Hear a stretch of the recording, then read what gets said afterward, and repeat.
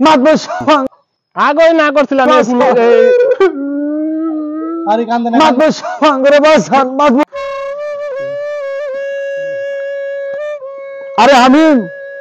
ভাই আমার এখন কবির মধ্যম বয়স কিছুদিন পরে ফুল দিব এইভাবে যদি তুমি কাজ করতেছ তাহলে তো সারা মরে যাইবো তো বিপদ লস হইবো ভাই একটু ভালো করে করো দেখে করো আমার দিকে শিখো আমি কিভাবে করি এই যে দেখো এভাবে দিয়া গোড়ায় মাটি দিবা শুকনো ফিরা এবার গোড়ায় মাটি দিবা ঠিক আছে ভাই আপনারা বুঝান লাগবে না আপনার বুঝতে লইতে আমার আউল হয়েছে আউলটা জ্বালাইছে আমার ওই যে ঠান্ডা ঠান্ডা কথা তুই কাজ কর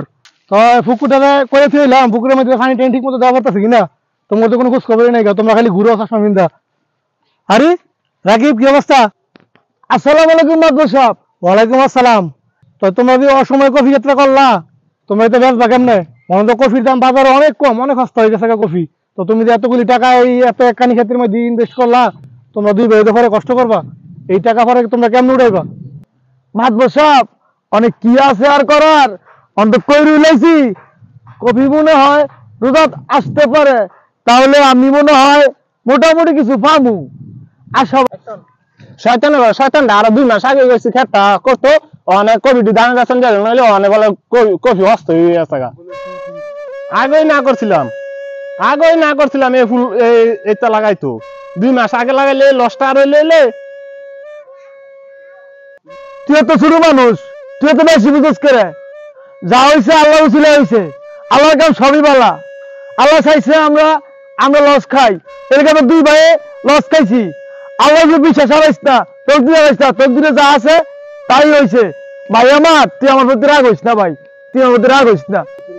আচ্ছা ভাই যা হয়েছে অনেক ক্ষেত্রে টেনশন করে লাভ নাই আল্লাহর কাম সবই বালা আইন মাতবরের কাছে যাই ও ভাই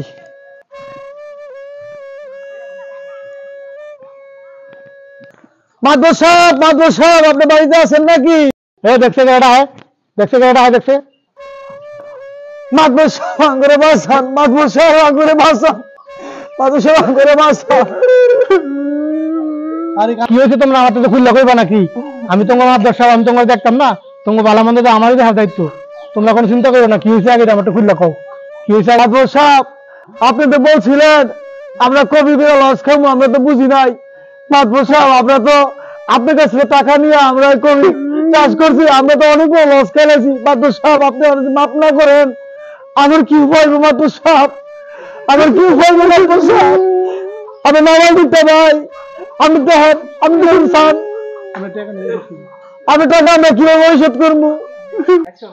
মাতবর সাহেব হাগো 2 ভাইয়ের টাকাগুলো আপনি মাফ করে দেন তুমি ঠিক কথাই কইছো আমি চিন্তা করে দেখতাছি ঠিক আছে তোমরা কান্নাকাটি করো না তোমরা তো আমারই এলাকা শুরু ভাই না তোমরা আমি খেত করার লেগে কিছু টাকা পয়সা দিছিলাম মানে তোমরা যেহেতু ধরা খেয়ে লেছো সবাই আল্লাহর কাম বুঝছো না দাও তোমাকে 2 ভাইয়ের টাকা মাফ করে দিলাম তোমরা সামনের বারেতে কপি চাষ করলে বা কৃষি কাজ করলে সময় বুঝা মৌসুম বুঝা সিজন বুঝা করে কাজ করবা হ্যাঁ এখন কফির দাম কমে গেছে সামনে আমরা তোমরা অন্য চাষ করো ঠিক আছে তোমরা যদি সময় ভালো হইব সেদিন তোমরা আমার ঋণ পরিশোধ করার চিন্তা ভাবনা করো হ্যাঁ তোমার এমনি টাকা দেওয়া লাগবে না হ্যাঁ দাও তোমরা ভাড়া থেকো হ্যাঁ